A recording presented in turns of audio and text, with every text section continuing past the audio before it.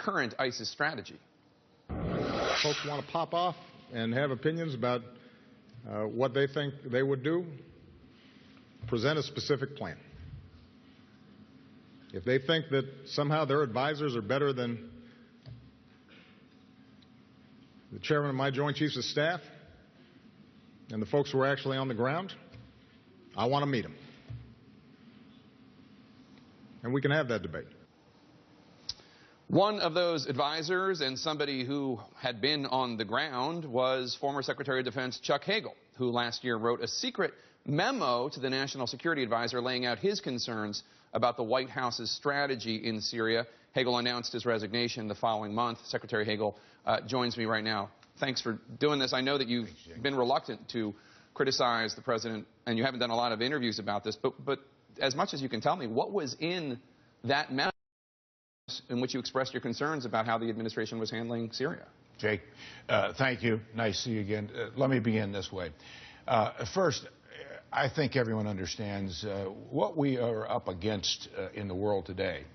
ISIS and all the different elements of terrorism and dynamics and historic differences and challenges and threats is complicated. Let's start there and understand that. There are no easy, simple solutions, regardless of some who appear to have very glib, and I think that was the president's point, glib, quick solutions. There are none. Second, I always felt that we needed to more clearly define our political strategy along with our military strategy, because it's my opinion, it certainly was the opinion of the former chairman of the Joint Chiefs of Staff, Marty Dempsey. He can speak for himself. But it was our opinion that there is no military solution to this. We are up against an ideology. We are up against a reality of dynamics, a set of dynamics we've never seen before, sophistication of social media, the military prowess, the tactical strategic prowess that ISIS possesses, the funding. So we should more clearly define what is our political strategy. What are our priorities? Who is the enemy here? Is Assad the enemy? Or is ISIS the enemy? Do you think that we should not have Assad as our designated enemy right now? We should focus on ISIS? Well, Assad is a very bad guy. There are bad guys all over the world. But I think it's pretty clear that ISIS represents the real threat to our country, to the world.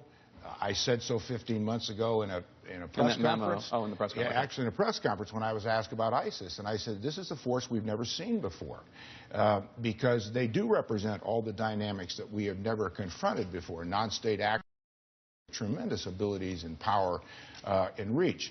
Assad has to be dealt with, but you can't confuse your allies and your adversaries by saying, well, Assad must go, and we can't deal with him because he's lost legitimacy to rule and what he's done to his own people, and we'll deal with him later. But